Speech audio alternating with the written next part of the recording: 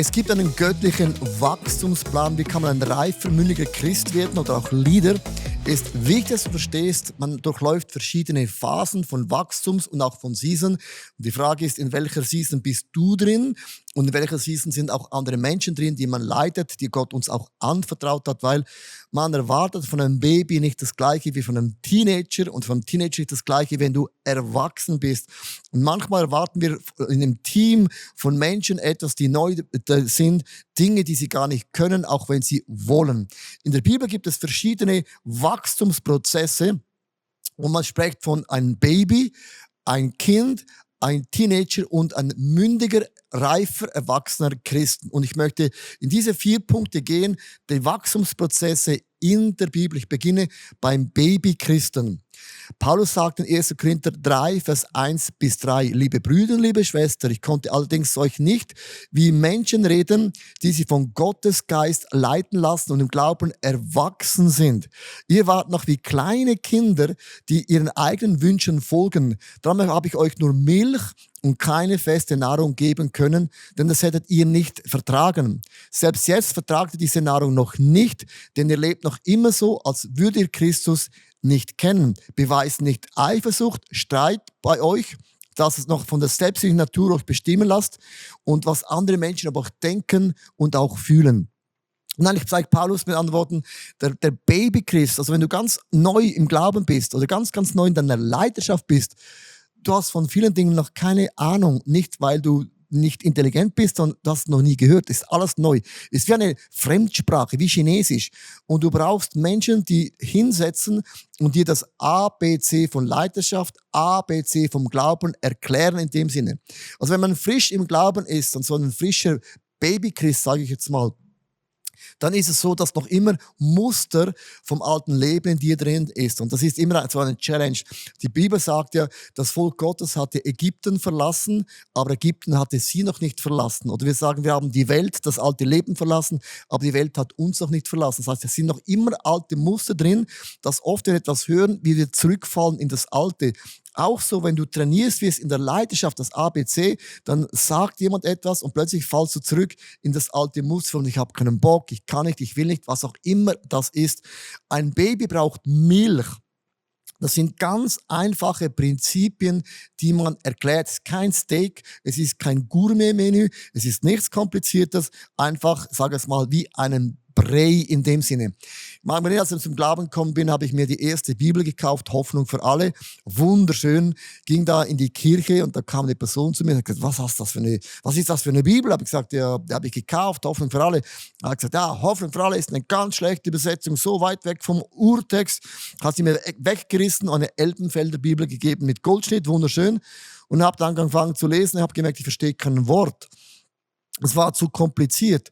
Und was ich nicht gewusst habe, die Bibelübersetzungen haben verschiedene Ziele. Die eine sind sehr genau im Text, aber auch kompliziert um zu lesen. Und andere sind so ein bisschen so flüssig geschrieben, dass man es besser versteht. Das heißt, wenn du frisch zum Glauben kommst, ist es wichtig, dass du eine ganz einfache, simple Übersetzung hast, die du einfach verstehst, weil es ist alles neu.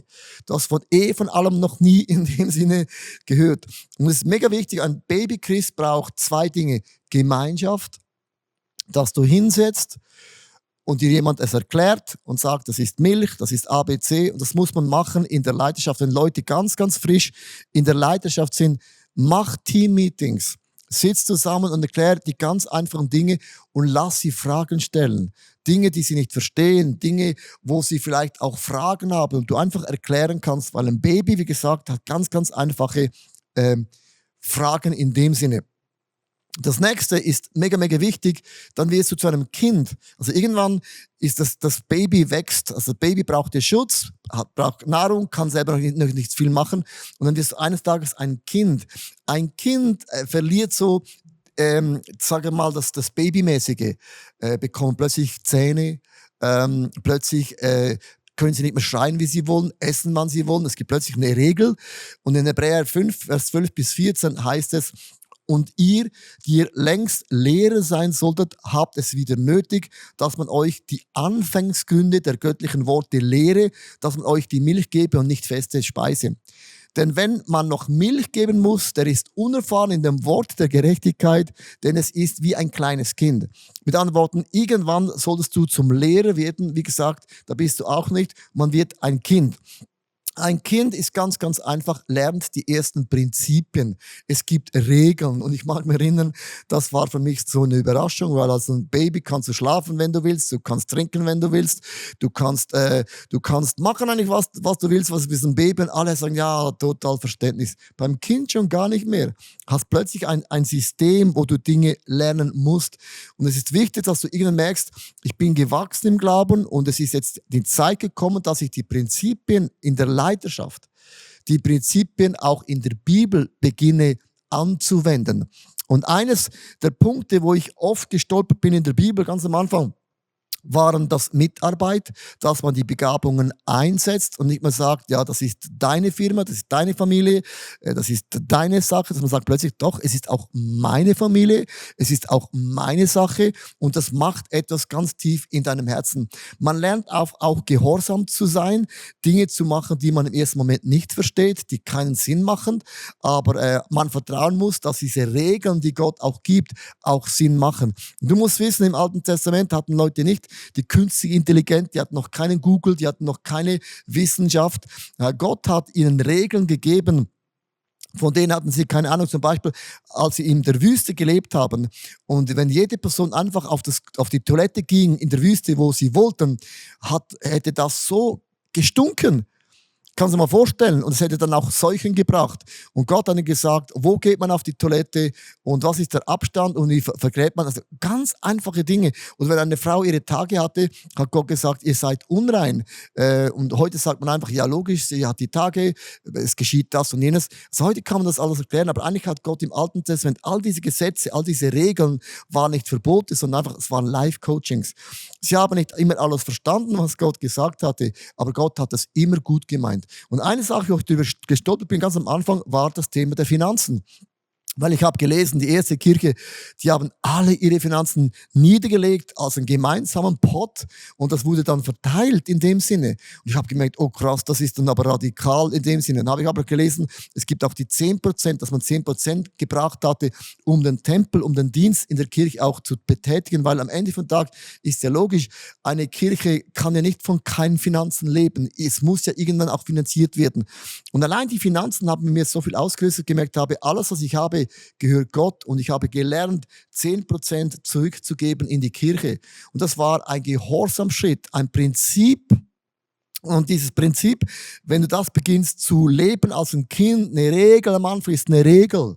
Ja, es ist eine Regel. Aber wenn du mal das beginnst zu machen und dann den Segen von Gott erlebst, wirst du merken, das ist ja gewaltig. Wer gibt, bekommt. Wenn du deine Hand aufmachst, beginnt Gott dich zu segnen. Ist nur ein Thema. Oder auch die Sexualität. Alle diese Themen, merkst du plötzlich, Gott, es gibt Regeln, es gibt Spielsachen, die man am Anfang vielleicht ein bisschen mechanisch macht, das auch nicht spürt. Es ist gehorsam und macht es einfach einmal als ein Kind.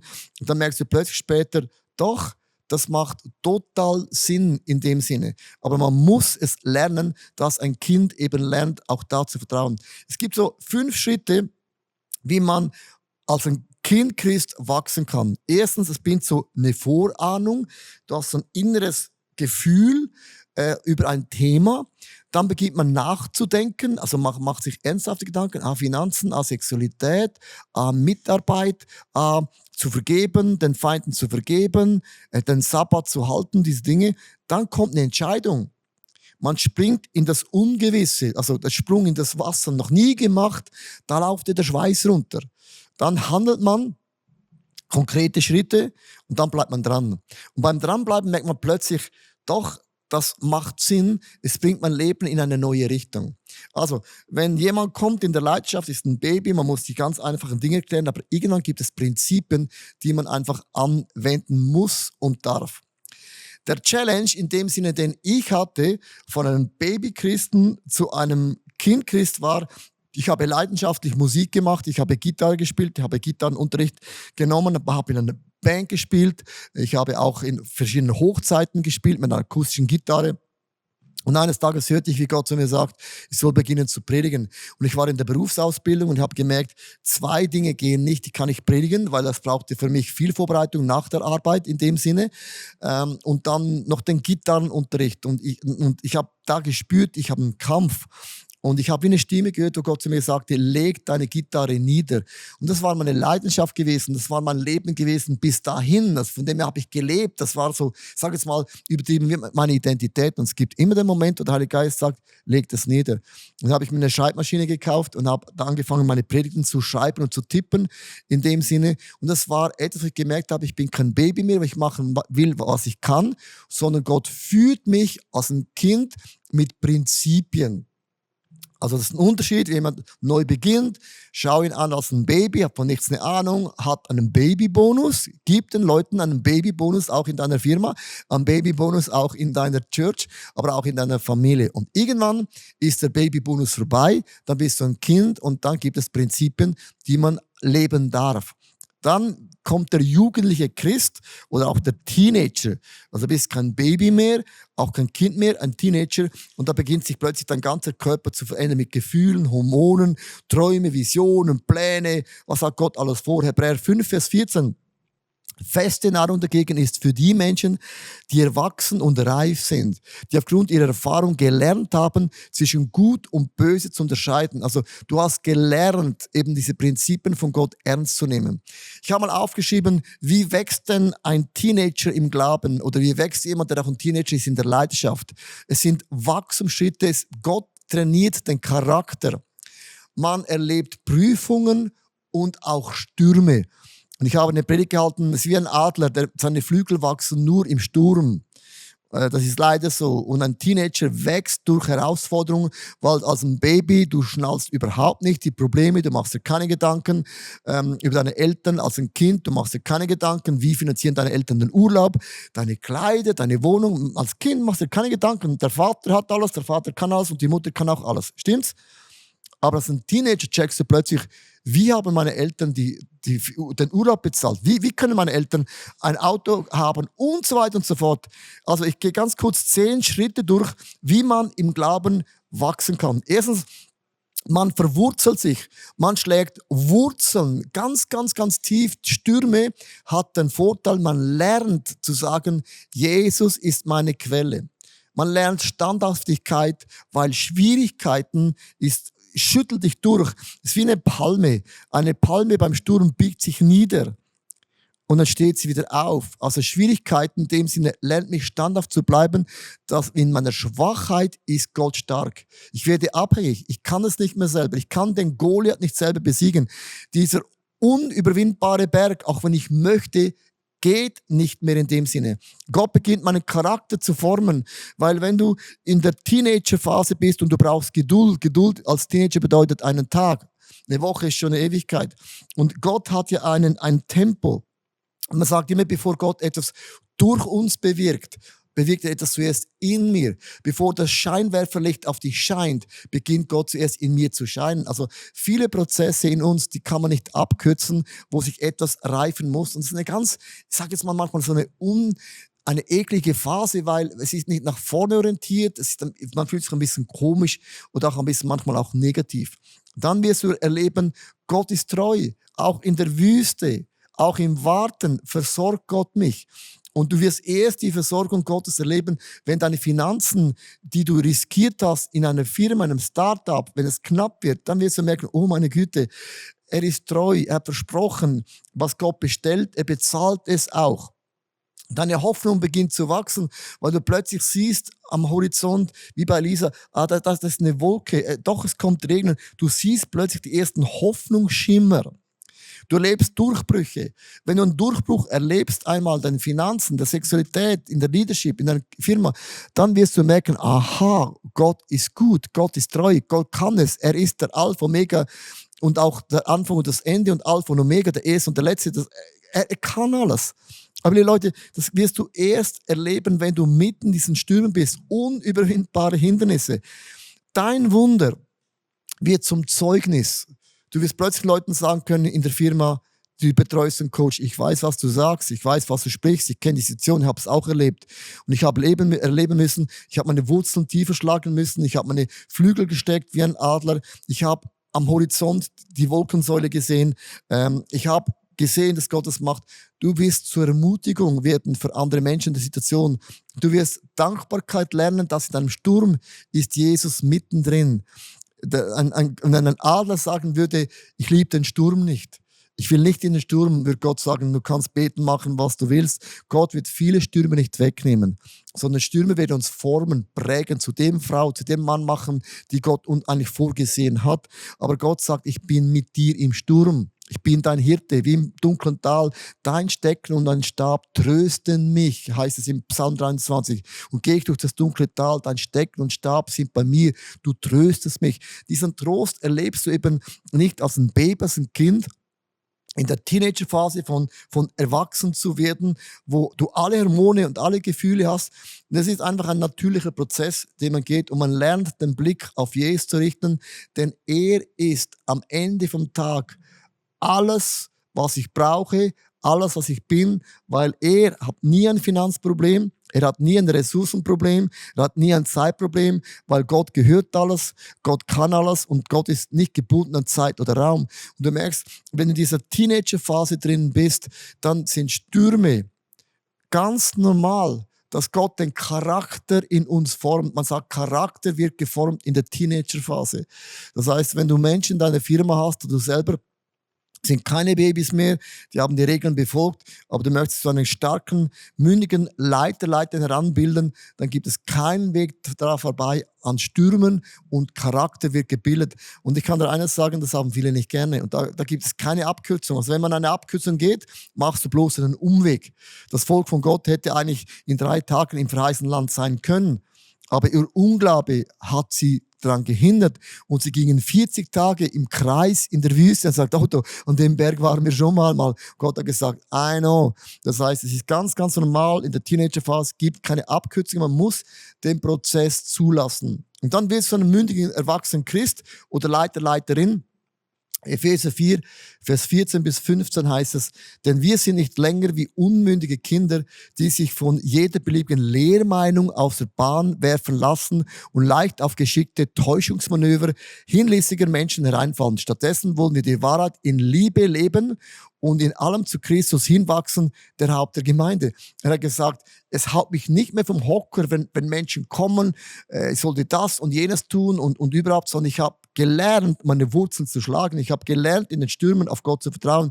Heißt nicht, dass ein Erwachsener, man lernt immer noch von einem Teenager, man lernt immer noch von einem Kind, sogar von einem Baby. Aber das heißt, du hast viele Dinge durchlaufen, wo du plötzlich merkst, aha, ich bin nicht mehr wie so ein Boot, das wankt hinher. Ich habe einen Anker gesetzt und dieser Anker ist ganz, ganz tief. Ein erwachsener, mündiger Christ lebt zur Ehre Gottes und übernimmt Verantwortung für andere Menschen. Du wirst zu einem Legacy. Ein Legacy bedeutet, das ist der Gott von Abraham, Isaac und Jakob. Das heißt, du bist berufen, der nächsten Generation dein Wissen weiterzugeben. Und man sagt, Wissen ist Macht und wir geben die Macht weiter, sage jetzt mal ganz bewusst dieses Wort, in die nächste Generation. Du musst nie Angst haben, wenn man das weitergibt, es gibt für dich keinen Platz mehr, weil du kannst vielleicht pensioniert werden eines Tages und das ist auch ganz, ganz normal und das ist auch ein Gedanke, wo wichtig ist, du weißt, ich werde es eines Tages übergeben, darum musst du schon gar nicht daran festklammern, du musst vom Anfang so leben, als alles gehört Gott, aber das heißt, eines Tages lässt du los, aber du wirst nie pensioniert sein bei Gott, weil Gott ist am Ende vom Tag unser unser Chef und hat immer wieder einen neuen Job für dich und mich. Und mir hilft das zu wissen, die Wachstumsschritte ist so, es kommen Menschen in ein Team, das sind Babys. Die brauchen Gemeinschaft, du erklärst das ABC, du darfst dich nicht nennen, nerven, denkst nach einer Woche, oh meine Güte, was ist das für ein lahmes Baby? Aber dann wird es zu einem Kind, wo lernen darf, es gibt ja Prinzipien, ich muss lernen, gehorsam zu sein. Und dann werden sie zum Teenager und dann musst du sagen, nee, das ist völlig normal. Stürme sind normal, du hast nichts falsch gemacht. Deine Anfechtungen sagen nicht, du machst das falsch, es beweist, du bist auf dem richtigen Weg. Und eines Tages wirst du einen erwachsenen, mündigen Mann, Frau Gottes, zu einem, wo beginnt, dein Wissen an andere Menschen zu investieren. Jetzt kannst du überlegen, welcher dieser Wachstumsschritte bist du und was für Menschen wird Gott dir anvertrauen, die diesen Schritten drin sind. Und es hilft dir auch in der Gnade von Gott, Menschen da hineinzuführen, zu leiten, in der Geduld, in der Liebe und auch in dem Sinne in der Gnade von diesem Gott im Himmel. Also ich wünsche dir Gottes Segen in diesen Wachstumsschritten.